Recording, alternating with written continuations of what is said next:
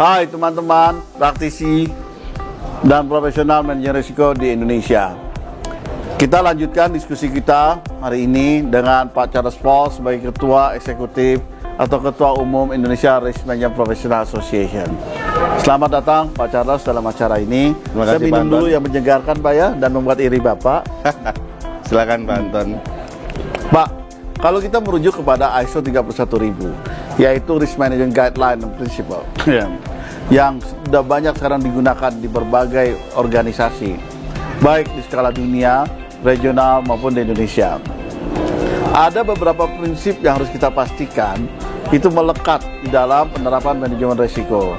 Salah satunya dikatakan prinsip dinamis. Ya.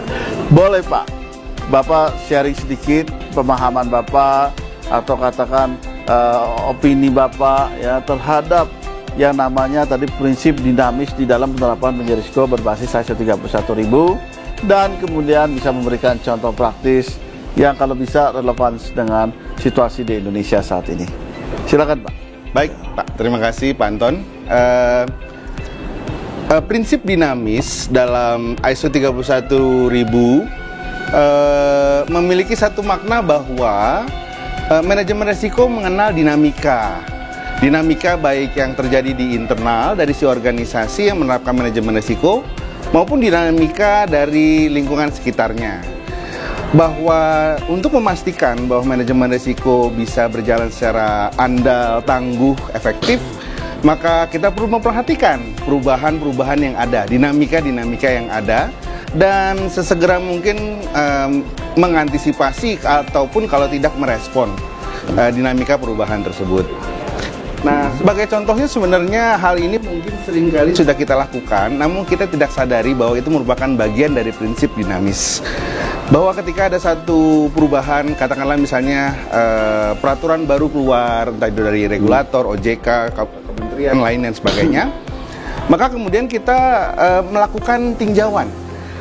Apa impact-nya regulasi baru tersebut terhadap pengendalian dan pengelolaan risiko yang sudah kita lakukan? Apakah membuat pengendalian dan pengelolaan risiko tadi itu melemah, ataukah justru akan memberikan satu dampak yang positif? Itu contoh bagaimana kemudian kita harus peka terhadap dinamika perubahan. Terima kasih Pak Charles. Saya lagi membayangkan begini, dari contoh Pak Charles tadi, ada suatu dinamika terjadi karena satu peraturan berubah yang sifatnya eksternal, dan kemudian otomatis kalau memang peraturan berubah, kewajiban kita dalam memenuhi peraturan itu ya harus diubah. Ya itu jangan. Apakah mungkin juga prinsip ini juga dilihat dari kacamata bukan perubahan yang terjadi eksternal, tetapi perubahan yang dari internal sendiri, internal driven dynamic ya sininya. Bisa berikan contoh Pak kalau untuk itu? Ya Pak. Terima kasih sudah mengingatkan bahwa tentu saja perubahan itu bisa berasal dari eksternal dan bahkan yang mungkin paling banyak adalah dari internal. Contoh misalnya direksi mengubah struktur organisasi, maka perubahan tersebut itu harus kita nilai seperti apa impact-nya terhadap pengendalian dan pengelolaan risiko yang sudah kita lakukan dalam proses bisnis. Lalu kemudian ada jajaran Dewan Komisaris baru masuk, selera toleransi risiko bisa berubah, pilihan untuk mempergunakan atau mengadopsi teknologi baru dalam produksi itu juga bisa membuat memberikan pengaruh terhadap efektivitas pengendalian dan pengelolaan risiko.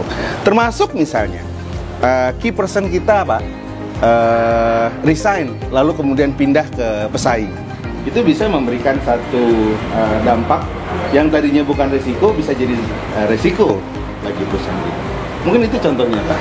Baik, sebagai pemirsa ini sedikit sumbang pikiran dan pandangan juga. Saya jadi terbayang begini Pak, dynamic itu bisa juga kan tadi internal driven atau katakan self inisiatif.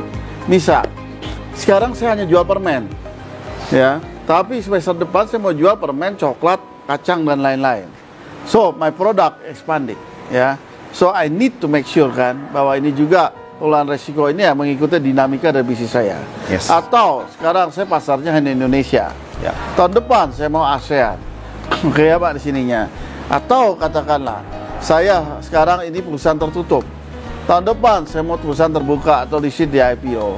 Nah, semua ini adalah mencerminkan dinamika daripada kita mengelola si organisasi itu, dan otomatis objektif-objektif juga akan berubah, dan uncertainty yang melingkupinya, universe-nya juga akan berkembang, sehingga kita memastikan bahwa ini diidentifikasi, dianalisis, dievaluasi, dan kalau memang diperlukan kita treat secara sesungguhnya atau sebaik-baiknya dan seefektifnya.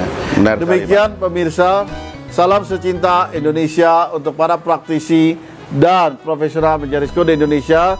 Terima kasih Pak Charles Falls sebagai Ketua Umum Eksekutif Indonesia Risk Management Professional Association atau IRMAPA. Yang rekan-rekan silakan buka websitenya kalau ingin memahami lebih detail tentang Indonesia Risk Management Professional Association atau IRMAPA. Terima kasih Pak Charles. Sama-sama Pak Anton. Mari kita ucapkan salam secinta Indonesia bersama-sama.